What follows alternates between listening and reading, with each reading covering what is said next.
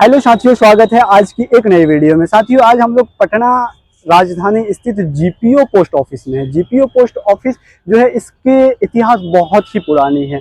मैं आपको सबसे पहले जीपीओ पोस्ट ऑफिस यानी जनरल पोस्ट ऑफिस के बारे में बताता हूँ। जनरल पोस्ट ऑफिस का जो पिन कोड है वो 8401 है, यानी इसका पोस्ट ऑफिस नंबर ये है। और ये एक बहुत ही पुरानी और भव्य मंदिर है। अगर इसके बारे में आपको बता दूं, इसका जो वास्तुकार या डिजाइनकार अगर की बात कर लूं, वो न्यूजीलैंड के जोसेफ फुरियंस है।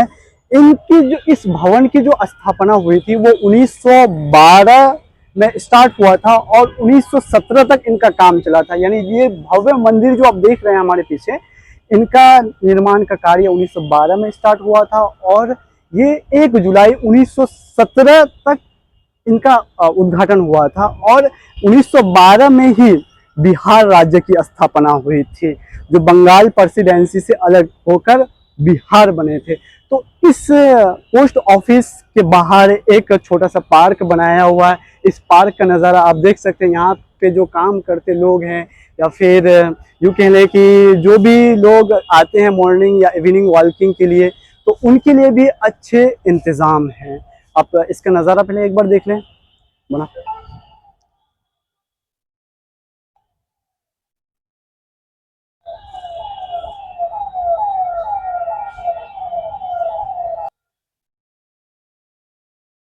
तो देख लिया आप लोग ये नज़ारा देखने के बाद अगर मैं आपको इसका एग्जैक्ट लोकेशन की बात करूं, तो ये लोकेशन जो है, ये लोकेशन पटना स्थित बुद्ध मार्ग और न्यू मार्केट स्टेशन रोड चौराहे पर स्थित है, जिसे आज का नाम जीपीओ गोलांबर कहा जाता है। तो जीपीओ गोलांबर के पास ही ये पोस्ट ऑफिस स्थित है।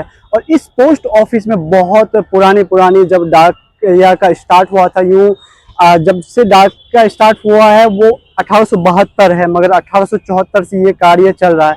सबसे पहले तो एक इतिहास की जो बहुत ही डाक में इनका बहुत ही योगदान रहा, इनका नाम है हरकरा। हरकरा का प्राचीन इतिहास भारत से जुड़ा हुआ है, जो डाक व्यवस्था के अहम हिस्से के रूप में पैदल संदेश पहुंचाते थे। ये एक ऐसे शख्स थे, ये डाक उस टाइम पे पैदल चल के यानी अपने पैरों से चल के संदेश पहुंचाते थे। उसके आगे लिखा है, वस्तुत हरकरा शब्द की उत्पत्ति संस्कृत शब्द के हर से हुई है, जिसका अर्थ है धावक या कारा। ठीक है, तो इसके आगे इस भवन को मैं आपको दिखाता चलूं। ये आप देख सकते हैं, यहाँ भारतीय डाक सेवा जन, ये हमारे हरकरा भाई का फोटो है। इनका बहुत ही डाकिया विभाग में या फिर डाकिया के क्षेत्र में बहुत ही योगदान रहा है। ये लोगों को प्रेरित किए हैं अपने पैदल चल के डाक संदेश को पहुंचाने में। आज भी ये डाक हमारे हिंदुस्तान में कायम है। पहले डाक लोग पैदल चल के पहुंचाते थे, अब तो इनका आधुनिकीकरण के हिसाब से बहुत ही डिजिटलाइजेशन भी हो चुका है।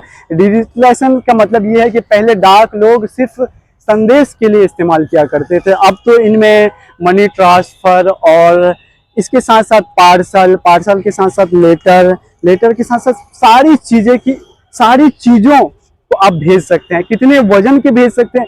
रोचक जानकारी ये भी बता दूं कि अगर आपको कोई सामान या फिर कोई कपड़े आउट ऑफ इंडिया भेजना है तो वो भी भेज सकते हैं। इतनी सुविधा आपको इस डाक के जरिए से मिल चुका है। तो डाकिया का जब स्टार्ट हुआ था तब तो लोग इतना एक्सपेक्ट भी नहीं किए होंगे कि ये डाक इतनी प्रोग्रेस कर जाएंगे। आजकल तो लोग व्हाट्सएप और मैसेंजर की दुनिया में इतना खो चुके हैं कि लोग लेटर की अहमियत को ही भूल चुके हैं। इसमें आप एक बैनर लगा हुआ है, आप देख सकते हैं, डाकघर निर्यात केंद्र है। इसमें डाकघर निर्यात केंद्र का अब निर्यातक बनना हुआ आसान। इसमें लिखा है अंतर्राष्ट्रीय आर्टिक की बुकिंग।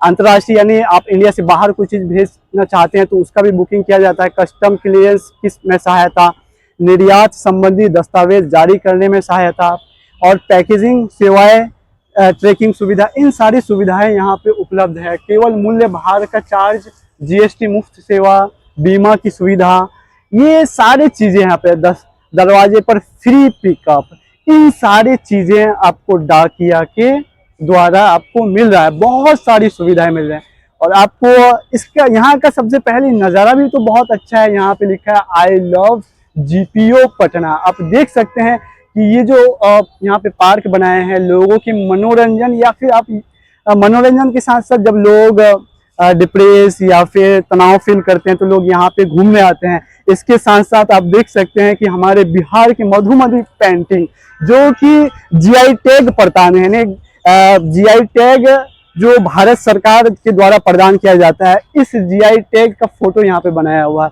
ये जो भव्य महल है या फिर घर है, आप यूं कह ले डाक घर है, तो ये 104 यानी 100 साल प्लस पुराना बिल्डिंग है। तो अगर आप इसके अलावा भी डाकिया के कोई रोचक जानकारी जानते हैं पटना के बारे में, या फिर आपको और भी डीप चाहिए अगला वीडियो इनके टॉपिक पे, तो आप हमें ज़रूर कमेंट करें। और हमारा वीडियो कैसा लगा आप हमें कमेंट में ज़रूर बताएं। थैंक यू दोस्तों।